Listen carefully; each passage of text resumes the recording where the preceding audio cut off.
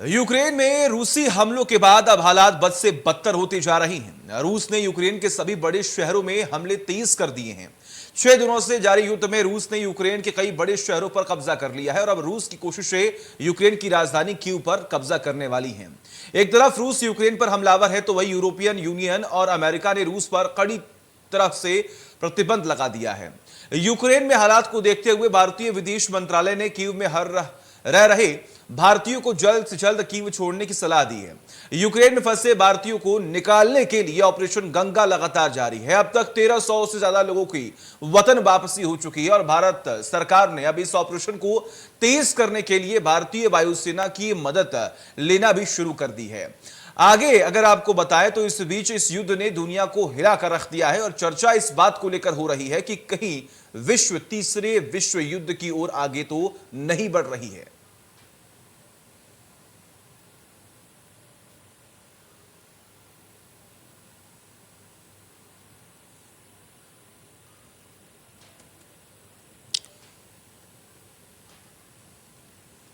तो आज 5वां दिन है और आज 5वें दिन भी लगातार रूस की तरफ से हमला जारी है। यूक्रेन में कई लोगों की जान जा चुकी है। कई जगहों पर हमले जो है लगातार हो रहे हैं। नेस्तनाबूद करने की कोशिश की जा रही है रूस की तरफ से लगातार। अगर हम बात करें तो 5वें दिन भी हमला जारी है, बमबारी हो रही है, गोलीबारी लगातार जारी है। इस खबर यह भी सामने आई कि एक हिंदुस्तान का छात्र जो है वहां पर उसकी मौत हो गई है।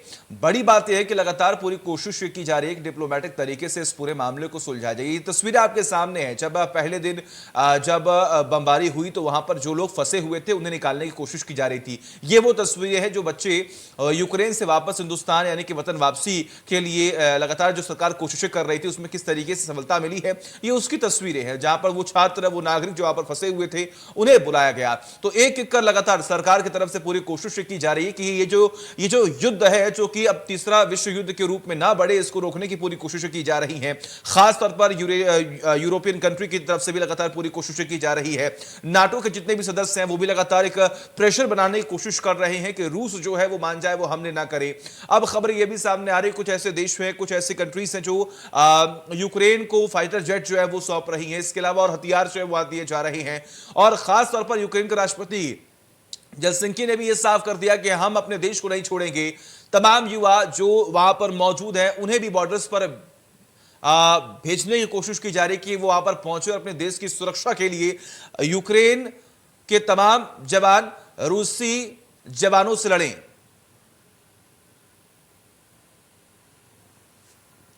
तो ऐसे में तमाम बड़े सवाल है कि आखिर ये जो युद्ध है ये आखिर किस ओर आगे बढ़ रहा है, आखिर वो नैरेटिव सेट करने की क्या कोशिश की जा रही है, डिप्लोमेटिक तरीके से इस पूरे मामले को कब तक शांत कराया जा सकता है। हमारे साथ कुछ खास मेहमान जुड़े हुए हैं। सबसे पहले उनका तारुफ करा दूं। हमारे साथ इस वक्त सतपाल राघव जो कि रिटायर्ड कर्नल हैं। आपका बहुत बहुत स्वागत है सतपाल जी। शुरुआत आपसे ही करते हैं सर। स्थिति बेहद गंभीर है, सिचुएशन बहुत ज्यादा परेशान करने वाली हो चुकी है। सवाल सिर्फ एक ही है कि क्या ये विश्व युद्ध की ओर यह युद्ध बढ़ रहा है? जी देखिए, आज रशिया को नाटो कंट्रीज ने आइसोलेट कर दिया है। नंबर 1, 36 कंट्रीज ने उनका एयर स्पेस बंद कर दिया है।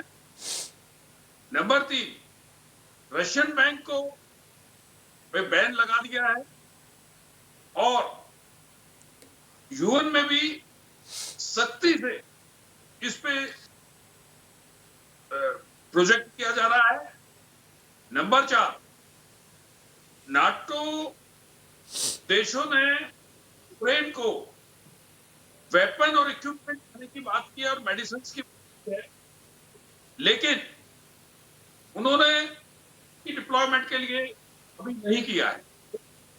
और मैं ये कहना चाहता हूं कि हालात जो न्यूक्लियर तक हो गए हैं, रशियन प्रेसिडेंट साहब ने न्यूक्लियर फोर्स को हाई अलर्ट पे बोला है और जो वार्ता हुई है, जो पहले ही एक हुई है, सेकंड जो वार्ता चल रही है पर ये बाहर, लेकिन जेलेंस्की साहब ने कहा है कि रशियन फोर्सेस वापस जाएं सीज फायर चाहिए।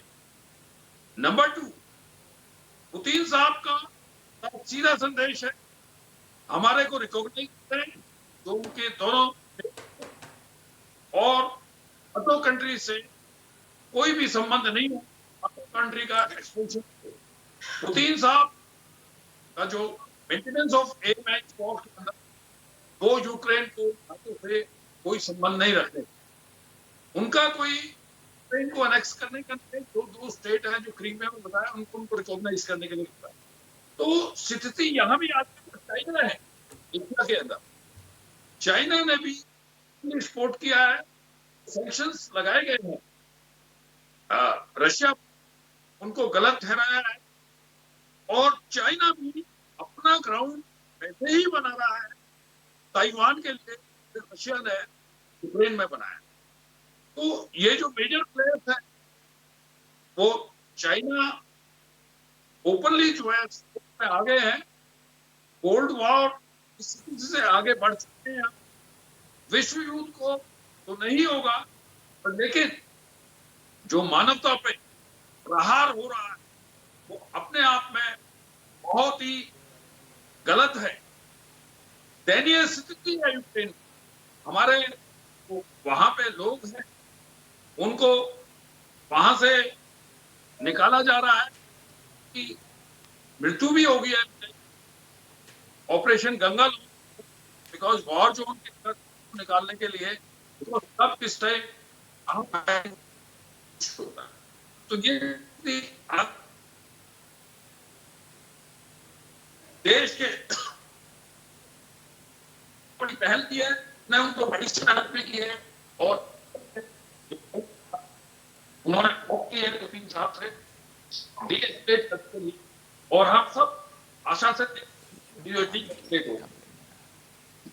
जी बिल्कुल बिल्कुल सर, देखिए कहीं ना कहीं तमाम मुश्किलें अब लगातार बढ़ती जा रही हैं। आपकी तरफ से भी इस बात पर कहीं ना कहीं जिक्र किया गया है कि अभी हालात बेहद तनावपूर्ण हैं, लेकिन सर खास तौर पर प्लानिंग क्या हो सकती है? यूक्रेन अब अगला कदम क्या उठा सकता है?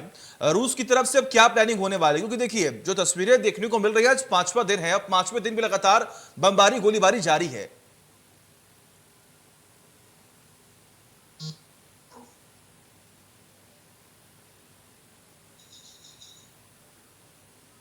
सतपाल जी, सवाल आपसे है। जी जी जी बोलिए। सर, सवाल मेरा यही है कि सर अब आने वाले वक्त प्लानिंग क्या होगी सर? आज 5वां दिन है, 5वें दिन भी लगातार ये युद्ध जारी है, गोलीबारी वैसी ही हो रही है, हालांकि और लगातार बढ़ती जा रही है। ऐसे में आने वाले वक्त में यूक्रेन की प्लानिंग क्या हो सकती है, रूस की प्लानिंग क्या हो सकती है? देखिए, यूक्रेन को अभी कुछ नहीं करना है। उनका जो नेवल बेस है वो भी खत्म हो चुका है।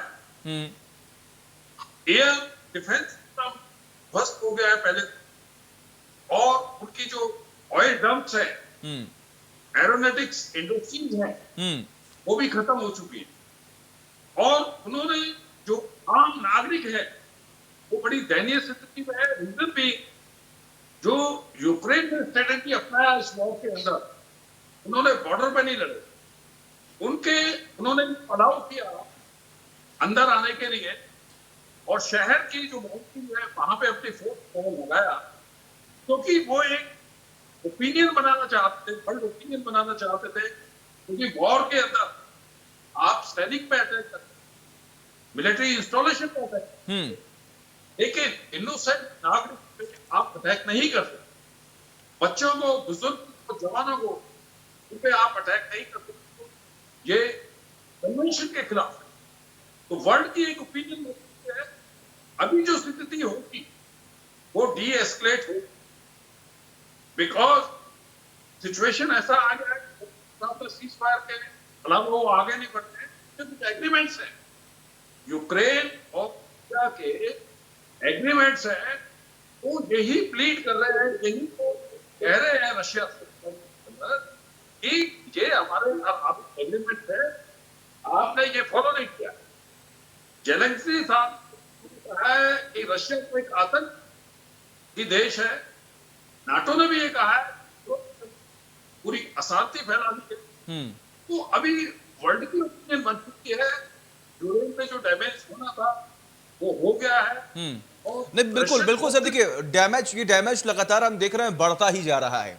खास तौर पर अगर हम बात करें तो ये भी बात कही जा रही है कि ये जो चुड़हन थी, ये जो युद्ध का मंजर है, ये इसीलिए हुआ क्योंकि 1949 जब नाटो का गठन किया गया था, शायद अगर मैं गलत हूं तो आप मुझे प्लीज करेक्ट करेंगे, कि जब से नाटो का गठन किया गया तब से कहीं ना कहीं रूस जो है वो इन तमाम मुद्दों को लेकर चिढ़ा, और ये बहुत लंबा वक्त बीतने के बाद जो है आज शायद रूस ने फैसला लिया। लेकिन सर बड़ी बात यह है कि तमाम जो छात्र हैं वो हिंदुस्तान के जो छात्र वहां पर फंसे हुए हैं, उम्मीद यही लगाई जा रही है, परिजन भी यही उम्मीद कर रहे हैं, प्रे लगातार किया जा रहा है, कैंडल्स जलाए जा रहे हैं कि ये युद्ध खत्म हो। लेकिन स्थिति अभी कुछ ऐसे लग नहीं रहे, हालात कुछ ऐसे लग नहीं रहे कि ये युद्ध जो है वो खत्म होने वाला है।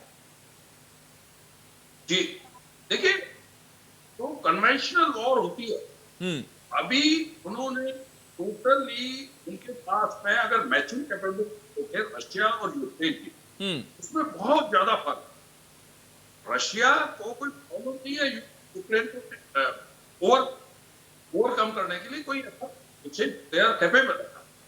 बट जो लड़ाई अभी इनसाइड नागरिकों पे आ गई है, वो उनके लिए बड़ा एक पेनफुल है, क्योंकि वर्ल्ड ओपिनियन बन जा रही है। एक ये मैं ये कहूंगा, ये युद्ध कन्वेंशन युद्ध नहीं रहा। कन्वेंशन युद्ध में होता बॉर्डर क्रॉस करते हैं और फोर्स करते हैं, प्रिजनर ऑफ वॉर बनाते हैं। लेकिन यूक्रेन ने कोशिश की और जो उनके नागरिकों ने देशभक्ति का जज्बा दिखाया, स्नेक आइलैंड में जितने लास्ट बुलेट तक लड़े, और जहां भी उनके कुछ प्रमुख नागरिक थे वो सिंगल भी विदाउट हथियार भी वो टैंकों के सामने खड़े हुए। ये अपने आप में एक असीम शौर्य है, विदाउट वेपन एक टैंक के सामने खड़ा हो और दुश्मन सैनिकों के सामने खड़े होना, ये अपने आप में एक अद्भुत वीरता का प्रतीक है। तो मैं आपके चैनल के माध्यम से बताऊं, तो विश्व के रिस्पॉन्सिबल कंट्रीज है जो यूएन के अंदर है, उनको एक ओपिनियन बनानी चाहिए और इमीडिएट पे कराना। इनका जो भी ऑलरेडी है होना चाहिए, जैसे हमारे रशिया के हमारे वो उनके हिसाब आज कोई देश है ये चीजें हो वो नहीं होती। ठीक है, नाटो एक्सपेक्ट ठीक है सतपाल जी, एक सवाल और है सर यहाँ पर। अभी खबर ये भी सामने आई कि अमेरिका ने बेलारूस को चुताने की कोशिश की है कि अंजाम जो है वो खास तौर पर बेलारूस के लिए बहुत बुरा होने वाला है। तो अब हम ये समझ सकते हैं कि कहीं ना कहीं अब अमेरिका भी इस पूरे मामले में हस्तक्षेप करेगा, और इंटरफेरेंस के बाद कहीं ना कहीं रूस क्या मान सकता है, या फिर रूस ने ये ठान लिया है कि मुझे अगर यूक्रेन को बर्बाद करना है तो मैं करके रहूंगा। देखिए, रशिया के लिए इसको में कोई ज्यादा समय नहीं लगता। मैं आपको फिर बता, रशिया वो नहीं चाह रहा है, स्टेट कर रहा है, न्यूक्लियर अलर्ट भी अलर्ट कर दिया, ये कोई बड़ी बात नहीं। वो ये चाह रहा है कि जो उनकी डिमांड है ये हार्डली एनी डिमांड, लेकिन नेगोशिएशन जब भी वो पहला सुन रहे हैं, रशिया का जो तीन साहब का जो मेंटेनेंस एम है, जो वॉर के जो उन्होंने कहा है कि नहीं होना चाहिए, और तो दूसरी बात है क्रीमिया और वहां पे करनी चाहिए, वो एक माइनस बात। ठीक है सर, आप लगातार बने रहिए सर हमारे साथ इस वक्त कैप्टन एसएस पानेसर जुड़े हुए हैं, जो कि पूर्व डायरेक्टर फ्लाइट सेफ्टी हैं। आपका भी बहुत बहुत स्वागत है पानेसर सर जी। सर, सवाल आपसे यही है मेरा कि देखिए, बच्चों को लाने की पूरी कोशिश की जा रही है, फ्लाइट सेफ्टी के आप पूर्व डायरेक्टर रहे हैं, क्या उम्मीद लगाई जा रही है सर? क्योंकि देखिए, अलग अलग रास्तों से, पोलैंड से अलग अलग रास्तों से वतन वापसी की काम को लेकर लगातार काम किया जा रहा है, टाइम क्या लग रहा है, क्या प्रोसीजर है सर? देखिए, it's better late than never. We still appreciate अभी हमारी सरकार ने जो डिसीजन लिया, बहुत अच्छा डिसीजन लिया है, लेकिन थोड़ा लेट लिया। मैं समझता हूँ इससे पहले इनको इंडियन एयरफोर्स के जो हैवी जेट्स हैं वो सारे के भेजने चाहिए थे, इमीडिएटली स्टूडेंट्स को बाहर लाने थे। अभी तो एक ही स्टूडेंट की डेथ हुई है, बिकॉज बाद में कुछ भी हो सकता है, और हमारी सरकार को ये पहले अप्रीहेंड कर देना चाहिए था कि because Putin is very serious, और पुतिन ही इस लड़ाई को बंद कर सकते हैं और कोई नहीं इसको बंद कर सकता। लेकिन हमको उससे पहले सारी एहतियात ले लेनी चाहिए। अभी भी एयरफोर्स के हैवी जेट्स डिप्लॉय करके जितने भी स्टूडेंट्स हैं उनको या सिटीजन हैं उनको या तो नेबरिंग कंट्रीज में भेज दें या उनको इंडिया वापस ले आया जाए।